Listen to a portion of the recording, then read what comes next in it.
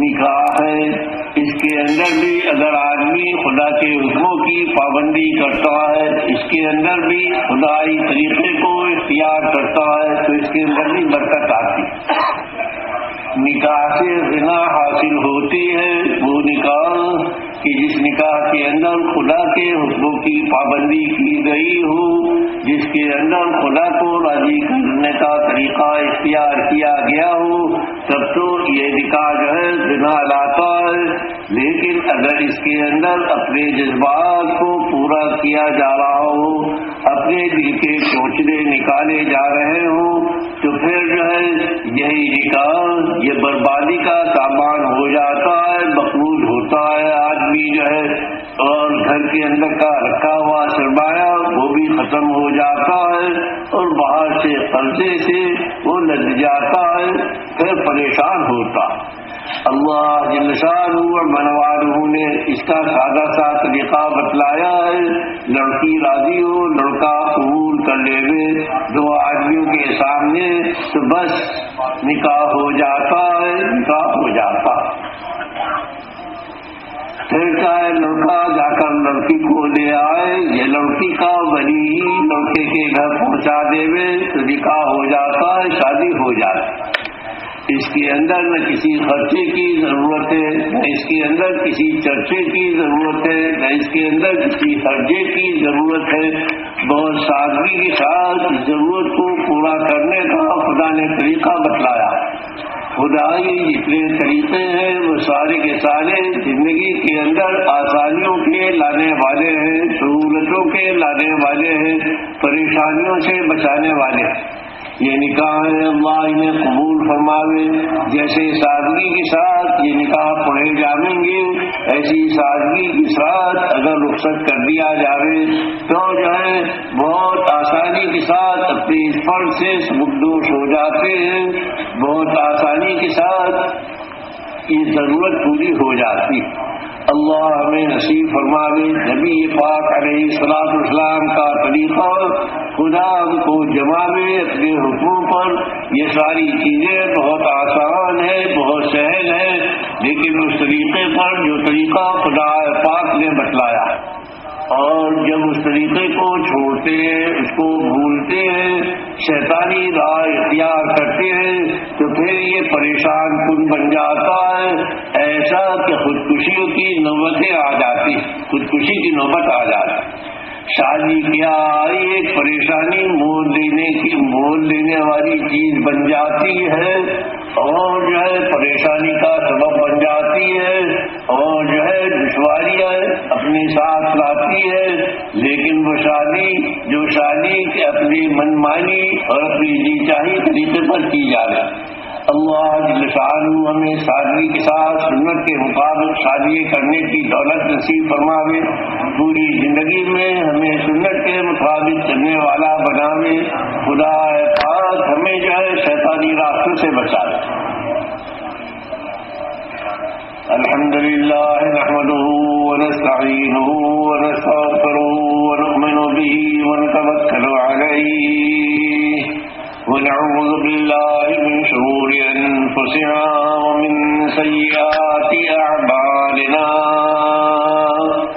من يهد الله فلا مضل له ومن يضلل فلا هادي له ونشهد ان لا اله الا الله وحده لا شريك له ونشهد ان سيدنا ونبينا ومولانا محمدا عبده ورسوله أرسله بالحق بين يدي الساعة بشيرا ونذيرا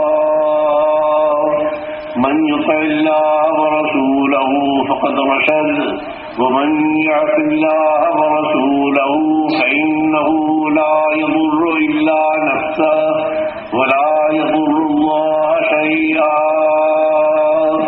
نسأل الله تبارك وتعالى أن يجعلنا ممن يطيعه ويطيع رسوله ويتبع رضوانه ويجتنب سخطه فإنما نحن به ولا قال الله تبارك وتعالى یا ایھا الناس اتقوا ربکم الذی خلقکم من نفس واحدۃ وخلق منها زوجها وبث منهما رجالا كثيرا ونساء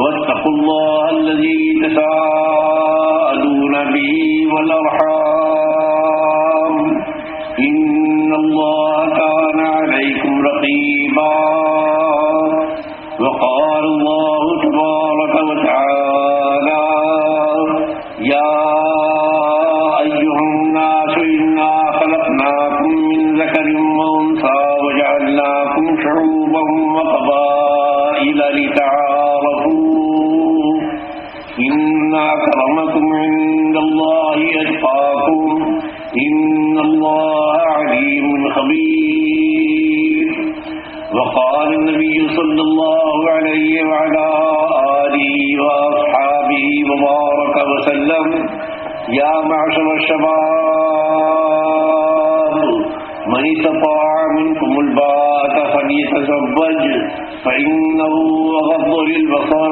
وأحسن للفرج وقال عليه الصلاة والسلام عليكم بالأبكار فإنهن أعذب أفواها وأنطق أرحاما وأرضى باليسير وقال عليه الصلاة والسلام تنكح المرأة لأربع لمالها ولحسبها ولجمالها ولدينها فاظفر بذات الدين تربت يداك وقال عليه الصلاة والسلام تزوجوا الودود الولود فإني مكاثر بكم الأمم وقال عليه الصلاة والسلام أعظم النكاح بركة أيسره مؤونة وقال عليه الصلاة والسلام إذا جاءكم من ترضون دينه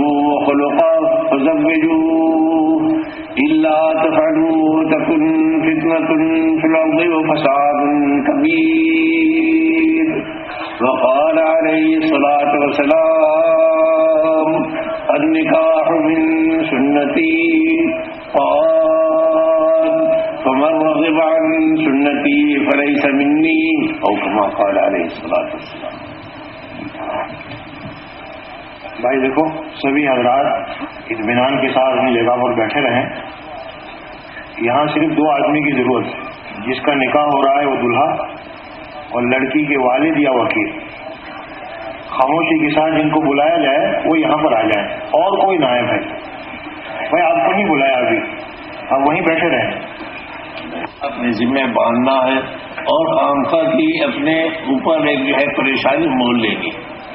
آسان سی صورت تھی, آسان سی صورت ہے, اس طریقے سے یہ پوری ہو جاتی ہے. ضرورت جو اللہ ہی نے رکھی ہے, اللہ ہی نے اس کا طریقہ بتلایا. اللہ ہمیں سب کو سمجھ نصیب فرمائے.